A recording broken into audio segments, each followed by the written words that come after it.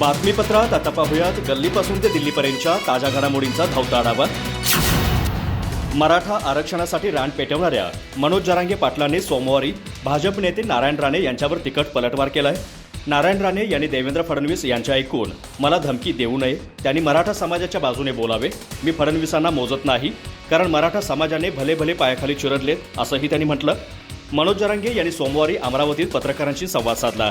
त्यात त्यांनी भाजप नेते देवेंद्र फडणवीस, नारायण राणे, खासदार अनिल बोंडे यांच्यावर निशाणा साधला। विशेषतः त्यांनी यावेळी नारायण राणे यांना देवेंद्र फडणवीसांचे ऐकून आपल्या नादी न लागण्याचा सल्ला दिला। नारायण राणे हे फडणवीस यांच्या बाजूने बोलत आहेत, त्यांनी मराठा समाजाच्या बाजूने बोलावे, मी राणे यांना आव्हान दिले नाही, त्यामुळे त्यांनीही मला धमकी देऊ नये, मी राणे कुटुंबियांविषयी काहीच बोललेलो नाही, पण त्यानंतरही ते माझ्यावर निशाणा साधत आहेत। मी स्वतः फडणवीसांना मोजत नाही, कारण मराठा समाजाने भले भले पायाखाली चिरडले आहेत। राणे आम्हाला जाहीर धमकी देत असतील तर आम्हीही त्यांना सोडणार नाही, असंही ते म्हणाले। मी नारायण राणे यांच्यावर टीका केलेली नाही, त्यांनी आरक्षण दिलं होतं म्हणून आम्ही त्यांचा आदर करतो, आम्ही त्यांना दादा म्हणतो। तुम्हाला शेवटचं सांगतो, माझ्या नादी लागू नका, जी वळवळची भाषा शिकवू नका, तुम्हाला पश्चाताप होईल। मी तुम्हाला एक शेवटची संधी देतो, नीट शहाणे व्हा, असंही यावेळी राणे यांना उद्देशून ते म्हणाले। विधानसभा निवडणुकीच्या पार्श्वभूमीवर मनसे अध्यक्ष राज ठाकरे यांनी सर्वात मोठी आघाडी घेतली असून त्यांनी विधानसभेच्या 2 उमेदवारांच्या नावांची घोषणा केली आहे। आपण राज्यातील जवळपास 250 विधानसभा मतदारसंघात निवडणूक लढवणार असल्याचं त्यांनी आधीच जाहीर केलं होतं।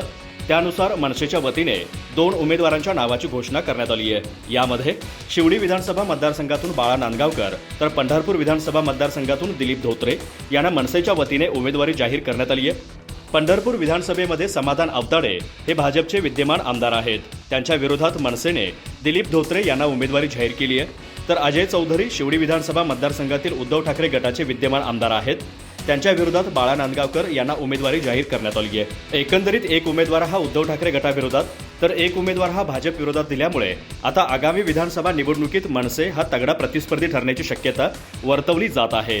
शिवडी विधानसभा मतदारसंघात अजय चौधरी हे उद्धव ठाकरे गटाचे विद्यमान आमदार आहेत, त्यामुळे त्यांच्या विरुद्ध बाळा नांदगावकर असा सामना आता रंगण्याची शक्यता वर्तवली जात आहे।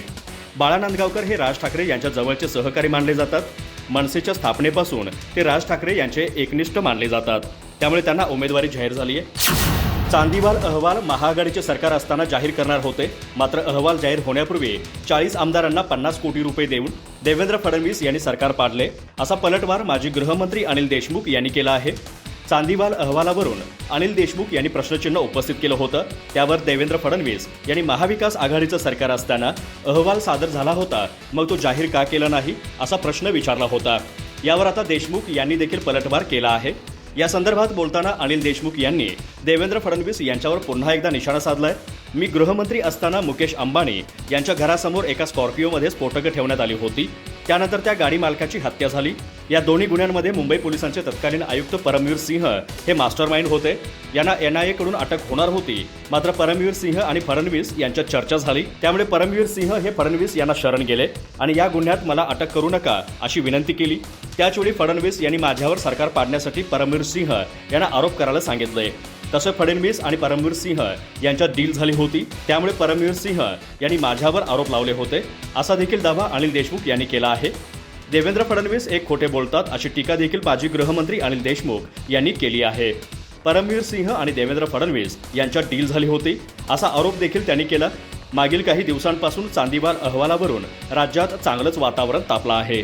हा अहवाल जाहीर करण्याची मागणी महाविकास आघाडीच्या वतीने करण्यात आली आहे, मात्र महाविकास आघाडीचं सरकार असतानाच अहवाल सादर करण्यात आला होता, मग तो जाहीर का झाला नाही, असा प्रतिप्रश्न देवेंद्र फडणवीस यांनी विचारला होता। उद्धव ठाकरे यांचा स्ट्राईक रेट हा आरक्षणवादी आणि मुस्लिम यांच्यामुळे वाढला असल्याचा दावा वंचित बहुजन आघाडीचे नेते प्रकाश आंबेडकर यांनी केलाय। उद्धव ठाकरे आणि एकनाथ शिंदे यांना मिळालेल्या मतांचा अभ्यास केला तर एकनाथ शिंदे यांचा स्ट्राईक रेट सरळ डबल असल्याचं स्पष्ट होतं, त्यामुळे मी त्यांचीच खरी शिवसेना असल्याचं मानत असल्याचं देखील प्रकाश आंबेडकर यांनी म्हटलं आहे। त्यांच्या या विधानामुळे आता राजकीय वर्तुळात चांगलीच चर्चा रंगली आहे। शिवसेना जी मतं मिळवत होती ती शिवसेनेची सर्व मतं एकनाथ शिंदे यांच्याकडे राहिली आहेत आणि खरा शिवसैनिक एकनाथ शिंदे यांनाच खरी शिवसेना मानतो। दुसरीकडे उद्धव ठाकरे यांचा जो स्ट्राईक रेट आलेला आहे तो आरक्षणवादी आणि मुस्लिम यांच्यामुळे वाढलेला आहे, त्यामुळे तो धर्मवादी पक्षांचा मतदार नसल्याचा दावा देखील प्रकाश आंबेडकर यांनी प्रसारमाध्यमांशी बोलताना केला आहे। त्यामुळे मी देखील एकनाथ शिंदे यांची शिवसेनाच खरी शिवसेना मानत असल्याचं प्रकाश आंबेडकर यांनी म्हटलं आहे। राज ठाकरे यांच्यावर डाटा कायद्यानुसार कारवाई करायला हवी अशी मागणी देखील प्रकाश आंबेडकर यांनी यावेळी केली. मराठा आणि ओबीसी आरक्षणावरील भूमिकेवर राज ठाकरे यांनी टीका केली होती. महाराष्ट्रात सर्व गोष्टी मुबलक प्रमाणात आहेत, त्यामुळे मुळातच महाराष्ट्राला आरक्षणाची गरज नसल्याचं मनसे अध्यक्ष राज ठाकरे यांनी म्हटलं होतं. तसेच परप्रांतीय समाजावर महाराष्ट्रातील सर्व पैसा खर्च होत असल्याचं देखील राज ठाकरे यांनी म्हटलं होतं. त्यांच्या या टीकेला प्रकाश आंबेडकर यांनी प्रत्युत्तर दिलं आहे. महाराष्ट्रात सर्व गोष्टी मुबलक प्रमाणात आहेत, त्यामुळे मुळातच महाराष्ट्राला आरक्षणाची गरज नाहीये असं भाष्य मनसे अध्यक्ष राज ठाकरे यांनी केलंय. तसेच भाजपला पाठिंबा लोकसभेपुरताच दिला असल्याचंही त्यांनी म्हटलं आहे. राज ठाकरे हे आज सोलापूर दौऱ्यावरती आहेत. त्यांनी आज प्रसारमाध्यमांशी संवाद साधला. यावेळी बोलताना त्यांनी विविध विषयांवर त्यांची भूमिका स्पष्ट केली आहे. दरम्यान सोलापूरमध्ये दाखल होताच राज ठाकरे यांचे जंगी स्वागत करण्यात आलं. यावेळी राज्यात पेटलेल्या मराठा ओबीसी वादावर राज ठाकरे यांनी महत्त्वाचं भाष्य केलंय. ते म्हणाले, या महाराष्ट्रात इतक्या गोष्टी मुबलक प्रमाणात आहेत की इथे आरक्षणाची गरजच नाहीये. पुणे, नागपूर अशा ठिकाणी फ्लायओव्हर वगैरे सुविधा का होतात? मूळच्या लोकांसाठी नाही होत, बाहेरून आलेल्या लोकांसाठी होतात. ठाणे हा जगातील एकमेव जिल्हा आहे जिथे 7 ते 8 महानगरपालिका आहेत. ही लोकसंख्या काय ठाण्यातील लोकांनी वाढवली? बाहेरून येणाऱ्यांचा लोंढा खूप मोठा आहे. यामुळे शेतकऱ्यांच्या आत्महत्यांकडे लक्ष देण्यास सरकारला वेळ नाही. यूपी, बिहारला नोकऱ्यांच्या जाहिराती येतात, पण महाराष्ट्रातील रोजगाराकडे लक्ष देण्यास सरकारला वेळ नाही. गेली अनेक वर्षे असं सुरू आहे. आता बेरोजगारांची यादी येत नाही. महाराष्ट्राला आरक्षणाची गरज नाही. सर्वात आधी इथल्या मुलांना प्राधान्य द्या असं मत राज ठाकरे यांनी व्यक्त केलंय. तसेच याबाबत बोलताना राज ठाकरे यांनी महाराष्ट्रातील जातीपातीच्या राजकारणावरही प्रतिक्रिया दिली आहे. महाराष्ट्रातील मुलांना शिक्षण आणि नोकरी मिळाली पाहिजे. यात जात येथे कुठे? महाराष्ट्रात सर्वाधिक नोकऱ्या निर्माण होतात. खाजगी शिक्षण संस्था आणि नोकऱ्यात आरक्षण नाही. मग किती जागांवर आरक्षण आहे हे बघणंही गरजेचं आहे. मुळात सध्या माती भडकावून राजकारण करण्याचे प्रयत्न सुरू आहेत.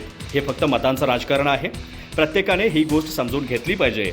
यातून हाताला काहीही लागणार नाही असा आरोप राज ठाकरे यांनी केला आहे. मुंबई उच्च न्यायालयाने सोमवारी मुख्यमंत्री माझी लाडकी बहीण योजनेविरोधात दाखल करण्यात आलेल्या एका याचिकेला धुडकावून लावलं. यामुळे या योजनेअंतर्गत देण्यात येणाऱ्या पहिल्या हप्त्याचा मार्ग मोकळा झाला असून मुख्यमंत्री एकनाथ शिंदे यांच्या नेतृत्वातील महायुती सरकारला मोठा दिलासा मिळाला आहे. नवी मुंबईतील नावेद मुल्ला नामक चार्टर्ड अकाउंटंट यांनी वकील ओएसी पेचकर यांच्यामार्फत दाखल केलेल्या एका जनहित याचिकेद्वारे महायुती सरकारच्या माझी लाडकी बहीण या महत्त्वाकांक्षी योजनेला आव्हान दिलं होतं. या प्रकरणी सोमवारी झालेल्या सुनावणीत हायकोर्टाने त्यांची याचिका धुडकावून लावली. सरकारने आपल्या अर्थसंकल्पीय तरतुदीअंतर्गत लाडकी बहीण योजनेचा निर्णय घेतला आहे. त्यामुळे न्यायालयाला सरकारच्या धोरणात्मक निर्णयात कोणताही हस्तक्षेप करू शकत नाही असंही कोर्टाने ही याचिका फेटाळून लावताना नमूद केलं. नावेद मुल्ला यांनी आपल्या याचिकेद्वारे लाडकी बहीण योजनेमुळे करदात्यांच्या पैशांचा अपव्यय असल्याचा आरोप केला होता, पण कोर्टाने त्यांचा आरोपही फेटाळून लावला. कर भरतो म्हणून सुविधा द्या अशी मागणी करता येत नाही. विशेषतः तुम्हाला वाटले म्हणून अशा पद्धतीने सर्वसामान्यांच्या हिताचे मुद्दे करत सरकारच्या धोरणात्मक निर्णयाला आव्हान देता येत नाही असंही कोर्टाने या प्रकरणी याचिकाकर्त्यांचे कान टोचताना स्पष्ट केलं आहे. विधानसभा निवडणुकीपूर्वी उद्धव ठाकरे हे दिल्ली दौऱ्यावरती जात आहेत. त्यांचा हा दौरा 3 दिवसांचा असणार आहे. या 3 दिवसीय दौऱ्यादरम्यान ते अनेक राजकीय पक्षातील नेत्यांच्या गाठीभेटी घेणार आहेत. विधानसभा निवडणुकीच्या आधी होणारा हा दौरा महत्त्वाचा मानला जात आहे. उद्धव ठाकरे यांच्या या दौऱ्यात त्यांच्यासोबत त्यांचा मुलगा आदित्य ठाकरे आणि पत्नी रश्मी ठाकरे देखील असणार आहेत. या दौऱ्यात ते नेमके कोणाच्या भेटी घेतील हे अद्याप स्पष्ट झालेलं नाही. राज्यात विधानसभा निवडणुका आता अवघ्या काही दिवसांवरती येऊन ठेपल्या आहेत. यातच महाविकास आघाडी विरुद्ध महायुती अशी लढत होणार हे जवळपास निश्चित झालं असलं तरी राज्यात तिसरा आघाडीचा प्रयोग देखील होण्याची शक्यता नाकारता येत नाही. तसं झालं तर यावेळची निवडणूक ही अधिक चुरशीची ठरणार आहे. त्यामुळे या निवडणुकीची जोरदार तयारी सर्वच राजकीय पक्षांकडून सुरू आहे. त्यातच उद्धव बाळासाहेब ठाकरे गटाच्या वतीने देखील निवडणुकीच्या तयारीला वेग आला आहे. मात्र त्यापूर्वी उद्धव ठाकरे हे दिल्लीवारी करत आहेत.